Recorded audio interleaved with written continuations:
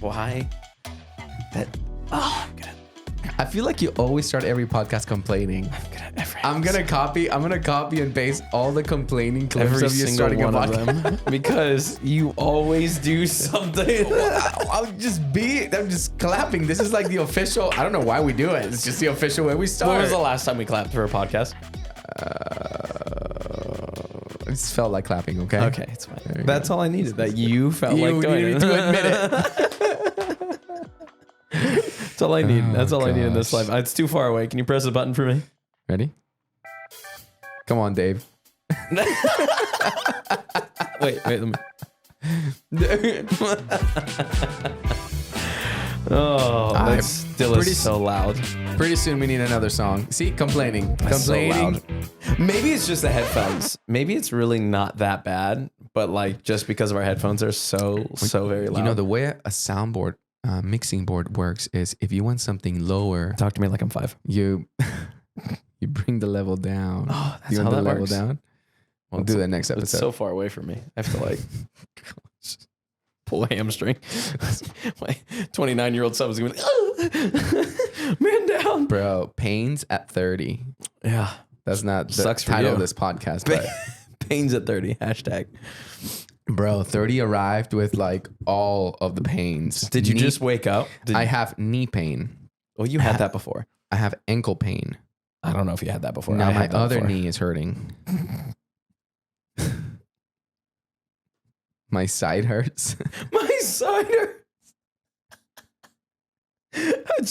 I breathe and I'm in pain.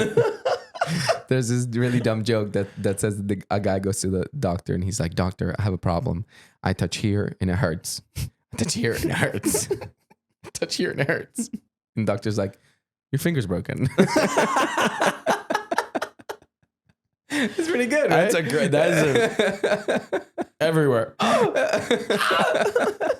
That's very. That's like the most dad joke right there, right? That's a true statement there. That's one thing for sure, though. That's right. Yeah. I'm gonna fight with this microphone once again, as I I know, always that's do. just what we do. It's just yeah. Even when it's right, you just gotta move it Even when around. Yeah. Well, hey, what up, prolific podcast? We're already in this introduction, like 5 minutes in, but truly, thank you guys for joining us. Excited, just for today's episode. We're gonna be talking, hanging out. We're going to be talking about the call of God and just a few different just angles on it. Just a little bit of a philo-theological. Explain to me like I'm 5. Theological discussion about it. Yeah, so we were talking about this. We're discussing we were discussing how there are instances and people that we have observed in the past who maybe seem like they are eager for the quote unquote call of God a little too much in their own strength. So Joey was telling me about that. And so tell me what you're telling me. Well, let's have this discussion. We don't disagree. I think it's just one of those like in the middle, like mystery things, right? Yeah. So there's a guy that I read almost every morning. He's from if I remember correctly, he's from the late 1800s, early 1900s. If you never heard of him, he's called Oswald Chamber. And he writes like a daily devotional, and it's called My Utmost for His Highest. And it's just, it's amazing. And so I've read that. For Joey, it's Oswald Chambers. Oh, no, this is a lie. Paul. No, oh my gosh. Wow. No, but you have a lot of respect for Oswald. I have a lot of respect for Oswald because I just picture like the time when he wrote these things. And then he also like, he was a teacher and he did like college classes and like a lot of this. It's actually what I love the most about him is as this microphone slowly droops away from my mouth. Everyone see this? Do you need some help? Bro, this thing's struggling right now. Here, I'm going to help you while on the air. Ready? No, don't do this. I got this. I got this. Just make that thing tight. I did. But you know what it is? It's you have it too far. So give it less. Yeah. Oh, yeah. Give it like whatever you want to consider this. Whatever. Just everyone's gonna have to deal with this for a second, okay? Everyone, just calm down. There you go. Look at that. And then the more you have it like that, a little more, the less weight it's gonna have on that side. There we go. And then watch it just like hits me in the crotch. I planned this all along. Got him. All right. So, By the way, Joey owes me before he dies. Oh my gosh. Let's fast forward past this so this isn't on the air. All right. Okay, sorry. So before he Till a different dies, time. I'm gonna get you all live one day. Okay, anyway. So Oswald Chambers. Yeah, so I've been reading it since I was in college. And it's been a really, really powerful devotional, and it's every day. And is it just one so book? it's one book. Like there aren't like many editions or anything. So what they do, the easiest way to explain it is they do have like modern English versions of it. So Okay. then you just like, because it was written with like old English, like and, NIV Oswald Chambers. in a sense, yeah, I actually do make jokes about that, because I give this book to every single one of my real estate deals. I try to give like this is one of the ones that I like have in the basket, even to like non-believers. Like I just like, this is just what I give to people, and a lot of different stuff. And so it's encouraged me in my walk. It's helped me in my walk. It's helped me see stuff differently. It's helped me like walk through some things with the Lord that I've never thought about before. And he'll like drop bombs. It's always like really good stuff, and then the last statement's just like a funk, like, and you're like, okay, I'm gonna go sit on that for an hour and a half. And so what I love about him more than anything is most of these writings of his weren't him writing them down. Like, oh, I'm gonna make a daily devotional. It was him teaching his class at Bible college. And there were people that were in the class that started to like, he has some notes from back then, but it was people that were like, he's impacted me so much that I want to take these things that he's like said and made statements of and like share them. And so and he has some books and things like that too, but like this particularly, like My Utmost for His Highest is like kind of a blend of like some writings of his, some just his teachings that he's done at classes, because he talks about the college in it, like a couple different things. You're like, oh, this is one of his classes that he talked about salvation and things like that. And so yeah, so there's I've been reading that for a long time. So there are daily devotions Joey reads. Yeah. They he often will send them over. And so, what did you read that we were discussing? Oh, today? well, one of them, and this is actually from a while ago, talking about like just ministerial positions. Like when I say position, it'd be like leadership roles and things like that. And something he said, again, I've never even thought about, never even triggered it. And I've made the statements before, and we've talked about it too, actually. I believe it's Paul's writing when he says it's not in Corinthians, not intimidate. I mean, it could be. I think it's in Colossians. Exodus? Shut up. Yeah, in Exodus. No, whenever he says that some of you should be teachers by now. And so like Paul's, by the way, I got my Yoda socks on, everyone. I'll just show those off. Yeah, Yoda socks. Yeah. Does look like, I don't know if you can see it, but Beetlejuice. Oh, don't say his name a couple times. Oh, is that a thing? Yeah, I don't know. That's the only thing I know about. Your pop culture references. They're like they're always ready. Like, yeah. They're just sitting at the top of my head. So if I'm like, oh, there goes another one. I don't know what that was. Anyway, so you read. Yes. So all of that to say, on this, he was talking about ministerial leadership. And he talked about the fact of the matter was that sometimes there's some people that feel the call to God, that they take so much action to do something for God instead of being with God. Right. And so sometimes we get so caught up and we wonder why we actually burn the church, burn the body, hurt the body, or why there's people that are like bleeding from different people. And you're like, man, like why are so many people been hurt from the church by like leadership? And when I say church, I'll preface it as like leadership within the church. Right.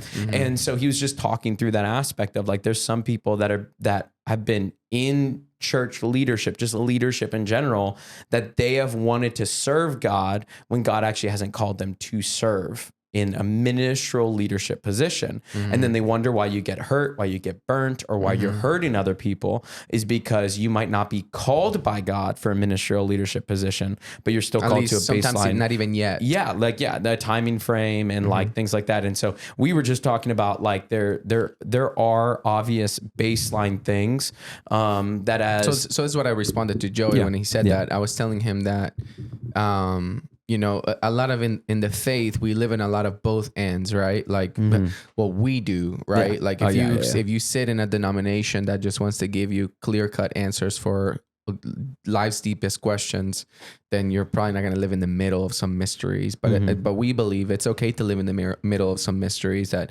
some things are yes and in or, right? Like, and it's kind of right. So like when it comes to salvation and when it comes to like a lot of different things, there's an absolute yes that the only way to salvation is Jesus. Yes, okay? yes, yes, Like yes. there are absolutes. Absolutes, but then like, okay, like when do you know if you're saved? Can you lose that? Can you walk away from Are you God? filled with Like, the Holy Spirit on first encounter with Yeshua? do or you is need to there get baptized another? again? Yep, There's yep, a yep. lot of like, If I'm sprinkled once, do I get if like does it? Do I get baptized another time? Some of this, Yeah, like and okay, if I was baptized in Peter's name and Paul's name, like is my salvation in order? Like things like that. So And a lot of things that are in the middle. So what Yeah. I was telling him is that,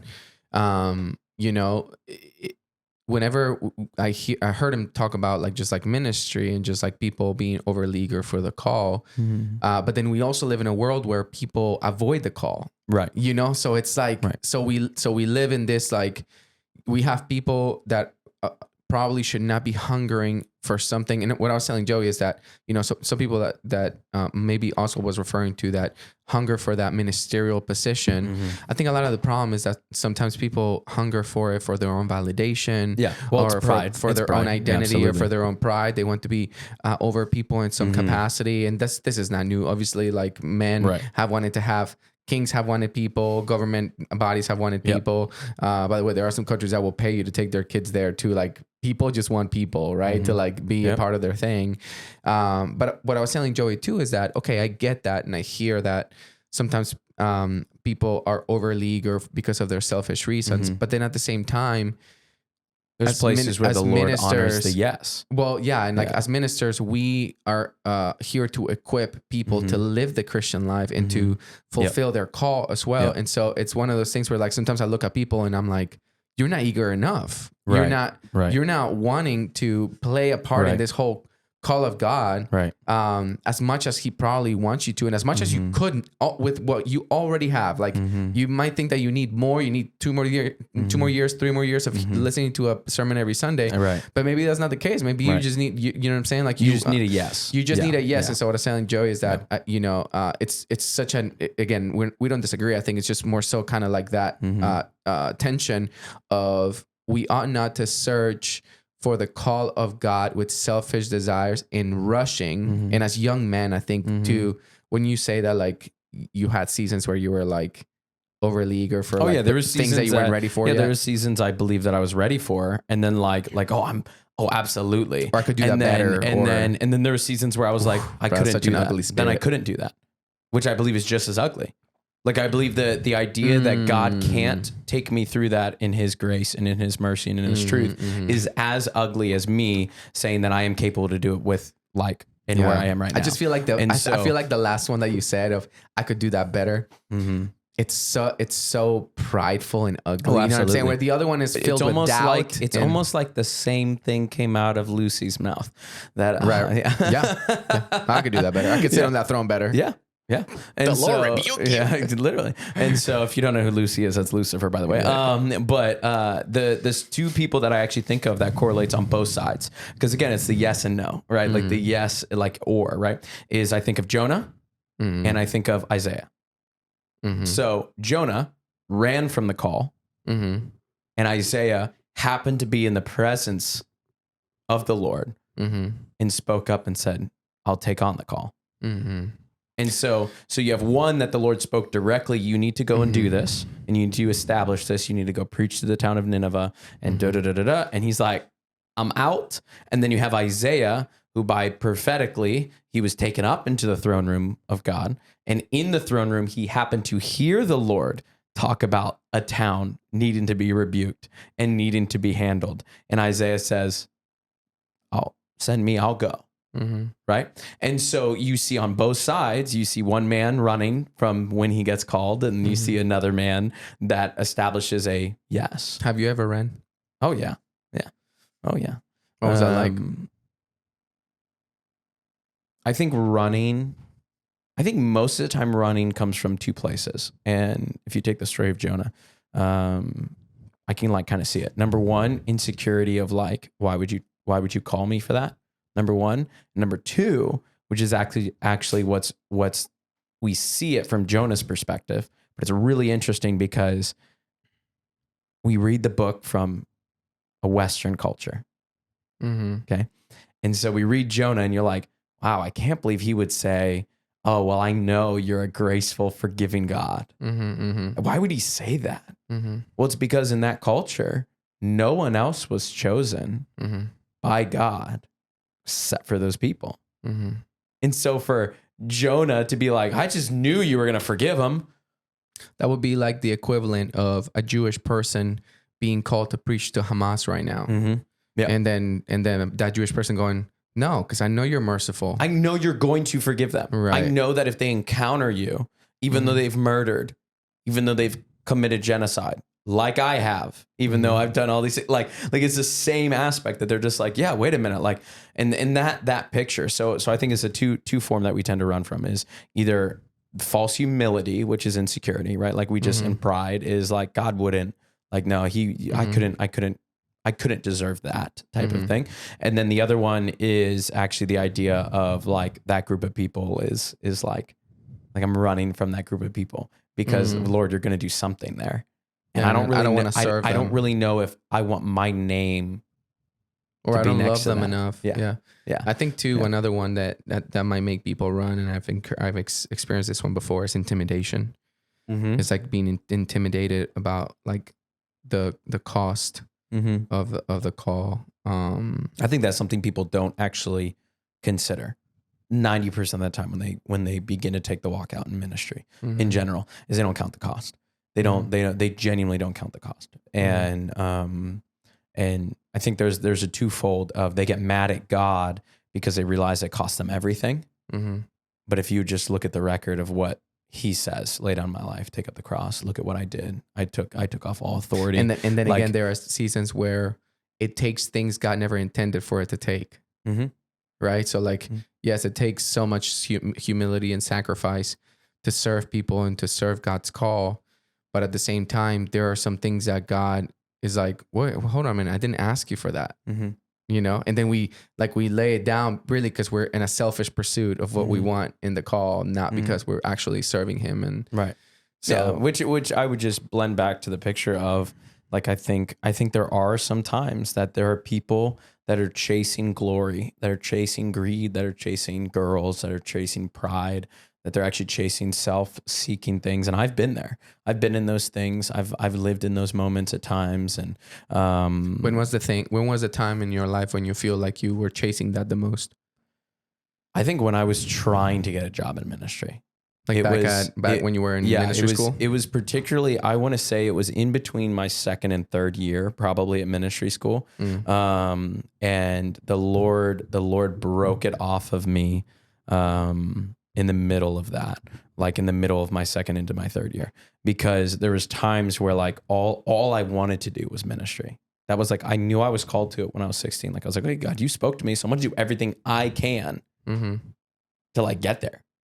Which I think is an exciting and a valorant thing, right? But if we're not careful, we're gonna start. You'll start saying yes is it a thing God told you to tell you to say no to. You'll start saying no to things because it doesn't line up with an end vision, and you feel you're like directing your own path. Yeah, and you start lighting torches, and you start trying to light. You'll start trying to light torches on a path that only God is supposed to be the light on. But we'll start trying to light up like other things to like bring guidance or like things like that, even leaders and like things like that. And so we'll start like lighting little things like, hey, so this has got to be right. Like this, look at this thing. And so I think particularly it really was like the summertime. It was like the ending of my second year into the very beginning of my third year. So like that summertime in between was probably the most that I like probably struggled with that. So what was your struggle? Like if you had to like recount it? I think for me, the hardest thing was just trying to establish, like I had people saying that I was called. I had people saying that, oh, you're, keep running the path and the doors will open for you, And for a young, immature mind, that sounds like you're more special than others sometimes. go and be special. Go and, you know what I'm saying? Which again is a beautiful inspiration and a beautiful like reminder that you are called But sometimes to the our purpose pride of God. takes it. Oh, absolutely. And that little monster is like, Yep. "Nom, nom, nom, nom, nom, nom." That's something good Like, to. oh, you like you think I'm great, right. or you may notice some purpose or some calling or a gift that you never saw before. Right. Like I never thought I was actually a good communicator. Like it actually, like, Have I ever told you I hate that word, by the way? what, communicator? Yeah. No, you never In the told me that. church. Yeah. I hate that. Talker. Yeah, this whatever you wanna put it. communicator is Yeah, just communicator. like the highlighting of Communicating. The art of communication, where it's like, bro, if Well, you're filled with yeah, the Spirit, yeah. like, well, that's a whole nother conversation. Maybe for our next podcast. Yeah, that's a whole nother conversation. Yeah, stop working on a craft and go get filled with the Holy Spirit. But there's another thing that would be the same as saying with music. Well, why don't you just be led by the music? Like, why don't you just be led by God while you worship? Well, you work on your art. No, so for then you sure. can be better. So No, there's both, right? Yeah, but you don't magnify skill over anointing. Right, but some like- people do. But music, it's hard sometimes to feel the difference. There are people that like you can tell they're anointed, and there's people that are like gifted. Oh, right? we won't know the difference until we get to heaven. You know Right. what I'm saying? Like God's gonna be like, well, I think sometimes the Lord actually does give checks in the spirit. I really do. God will be so generous to His people that He'll use somebody completely in the flesh, and then people will get ministered to, right? Oh, yeah, And it's absolutely. Absolutely. But all that, like, I didn't realize like that I could like talk, like communicate the word in the way that people actually wanted to hear or could connect with, that like it actually impacted people, it planted seeds well, and like whatever it might be, you just fill in the blank. Right. And so I really didn't connect that stuff for a while. Some people would say, oh yeah, like some people thought I was really, really prideful because like, I guess I just like talk, or like you thought I was really prideful the first time we like met and connected. One of my best friends, thought the same thing. And I guess I give off that vibe, and I'm like, that's like the farthest thing I try to like give off, but I'm like, I hate that. And so again, sometimes whenever you're like trying to stay really far away from something, you actually sometimes will look like it. It's like, it's like when you try to stay away from a sin, if you keep looking at the sin, you're going to end up hitting it, but if you just stay focused you're not running to something, you're running away from something. Yeah. It's like, And so just instead of running away from it, like go and just focus on something else, and you'll just happen to get to the destination that you're hoping for. And so during that second and third year, like during that summertime, I was kind of battling some of that, particularly just trying to pursue the call that I felt like the Lord had on my life. And so during that time period, I battled insecurity, I battled pride, I battled thinking that like this was the only thing that God could do in me and through me was only ministry. Like there was no other, like if I happened to step out of ministry, that there was nothing else I could do. And again, that comes back to college. That comes back to like, I have a piece of paper that's not accredited anywhere, things like that. And so like that all was like, boop, boop, boop, boop, boop, like just hitting me between that second and third year of like, Lord, did I miss it? Because at that time I had like 10 or 15 job opportunities, but like every door, either the Lord closed, well, all of it was the Lord closing, but it was like, it was either I felt like I needed to close it or that pastor closed it. And I was like, but I knew it was the Lord, but I was just like, okay, God, I've been in this. This is my last year at that time period, 30 years. I'm like, if this is it, this has got to be it. You got to show up. And so there's a lot of those little details and that stuff. And so all through it all, God continued to reveal himself that like, even though I didn't know, even though there was like a call and a purpose on my life, like I stumbled through holding the lamp. And like God continued to get me to the right spot. The proverb says, I'll make the crooked path straight, and I felt like I was like in those crooked paths and like, oh hey, there's a straight pathway, but in throughout all that, there's a lot to those stories and a lot of the stuff that like I walked through. But so what was a way in which you remember forcing God, like, or forcing that like call of God? Like, do you remember some of those behaviors, or do you remember just what life looked like then when you felt like you were just one of the ways that I used to force a lot, because I knew the Lord purposed my life, was I knew Abba told me to be a mouthpiece. Like I knew that. And that was terrifying, number one, because I'm like, I talk way too much.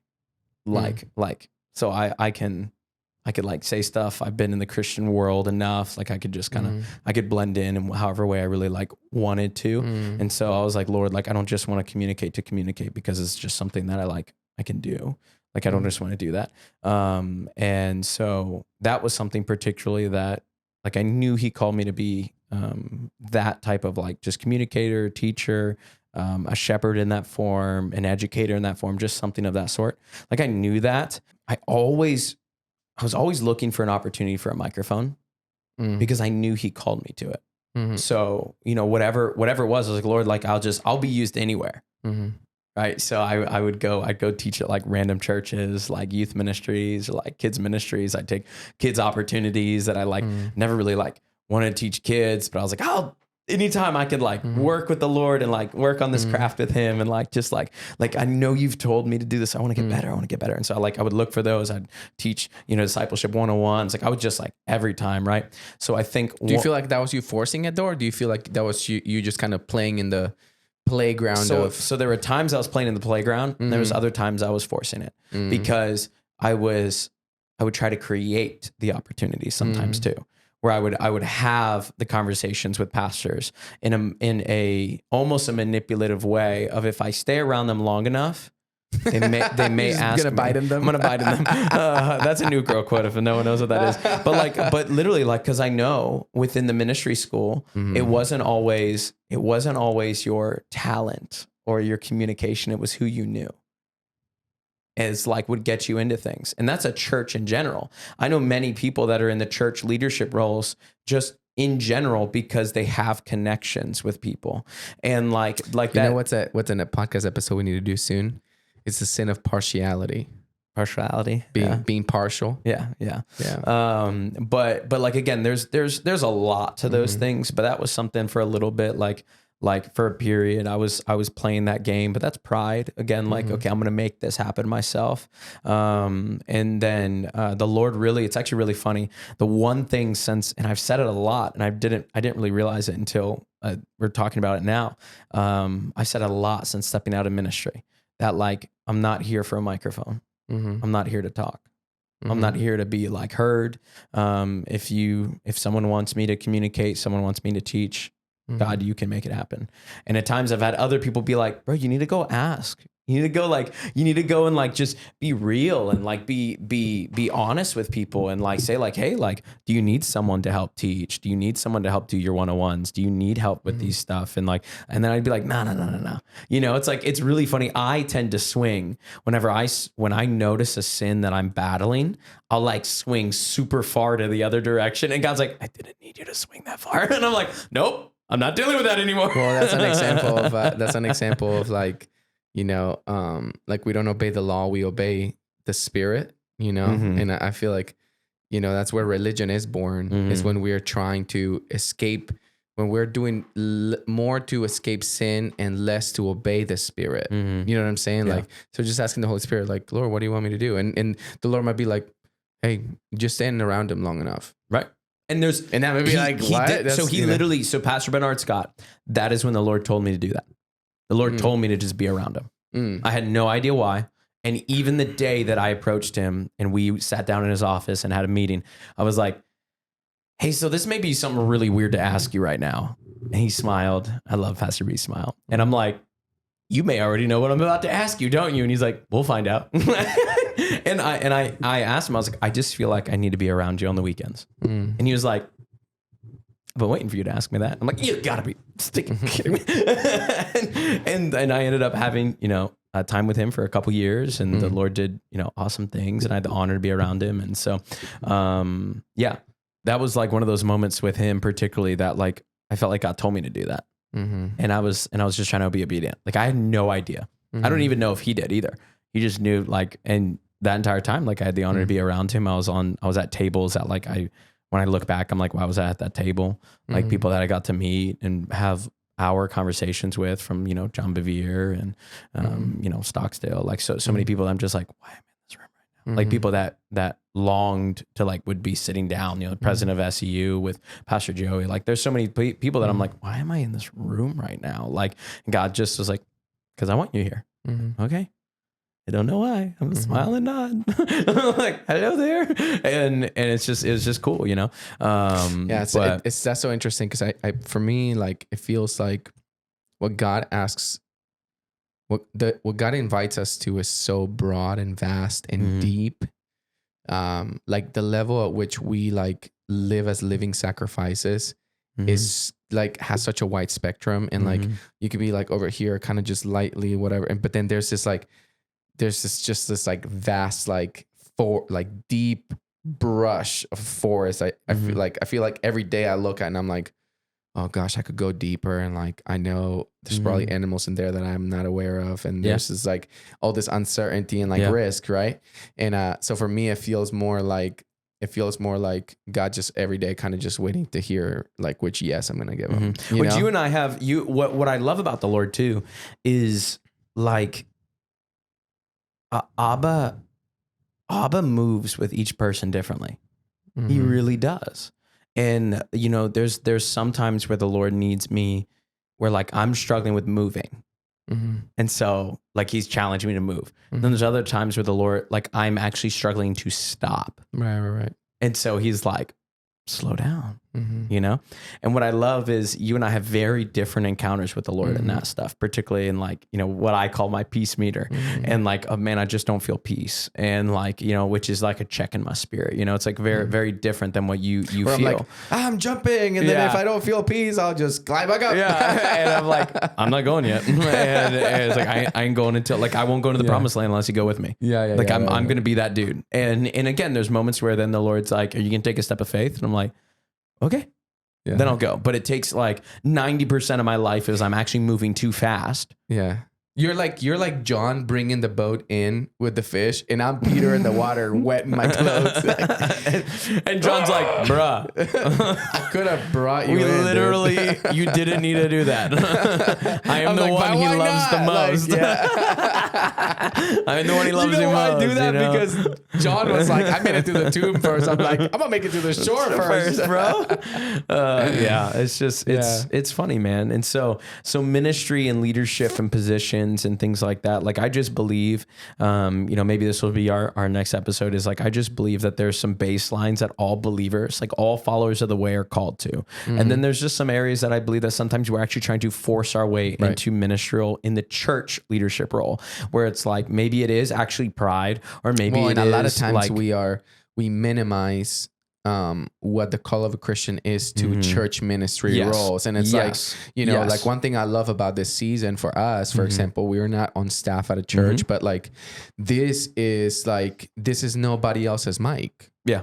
You know? Yeah. And I think that there's just something really special about that, about like learning that, being faithful to the Lord and like playing your part. You know, I love that part in Romans. I think it's Romans when it talks about, you know, if you have the gift of teaching, teach with all the faith that you have. If you have the gift of prophecy, do with all the faith that you have. Like, just like if the Lord's giving you something for other people to like be blessed by, just do it. Like do it with all the passion, all the commitment and all that stuff. And so for me, like this is like really freeing and exciting, because I feel like there was a season of my life too where I was waiting for somebody else to invite me to minister. You know, I was waiting for somebody else to like give me room to share like all the love I have for Jesus and all. Which again, I do believe.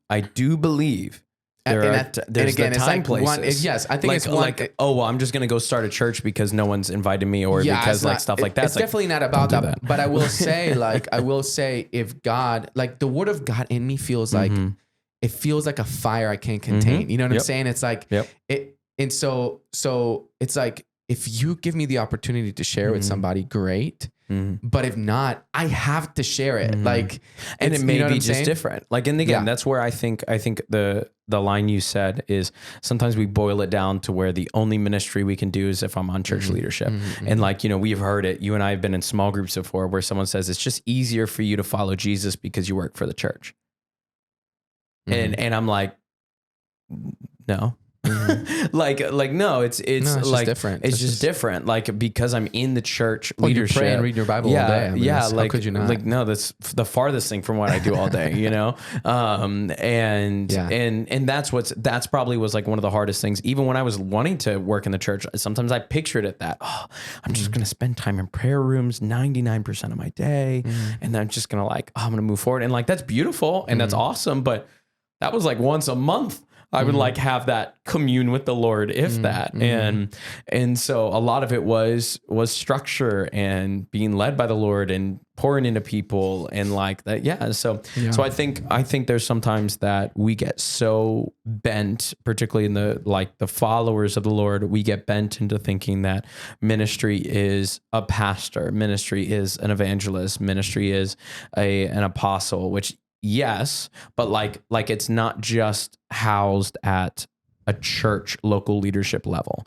I believe that the church staff, your local church staff does not have enough positions that represent the entire body of Christ at work in the community. Well, that's just inside the world. Like right, just the I'm world. saying like locally, like I'm talking locally, right? Yeah. Like if a church has 1,000 people in it and there are only 30 staff roles, obviously God has other ways in which he uses people. You go look at any leadership 101, bring it to the world standards. It's supposed to be 1 to 10 people, like is like leadership, right? You can do really, really well. And then there is Jethro principles, that is, which is from the Bible, which is 1 to 1,000, 1 to 10,000, like so on and so on. But like just basic leadership. 1 to 10 is like the average that you're supposed to be like, that's when you're supposed to hire another person. And like, that's when you're supposed to bring in more leadership and like, so on in that world, like just that a basic 1,000 member church, or even bring it down. The average church in America is 56 people.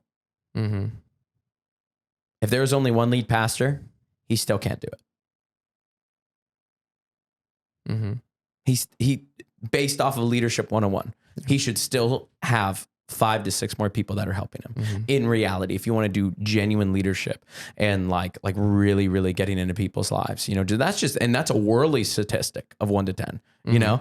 And so like all of those little things, the ministry and all that stuff, like I believe the more and more that I'm seeing like just leadership, and I'm seeing people fall, and I'm seeing people hurt, and I'm seeing people like stab other people and like so on. I don't know. Like when that happens, I begin to raise my brow. Do you think that the problem is humans? Yeah. It's it's all of us. Yeah, that's it. Thank you for coming to our podcast. It's all of us. We're the reason. We're the fault. Yeah, that's it. Sorry, I had to. Do you think that a big problem is that the endeavor of the church is so that the endeavor of some churches is so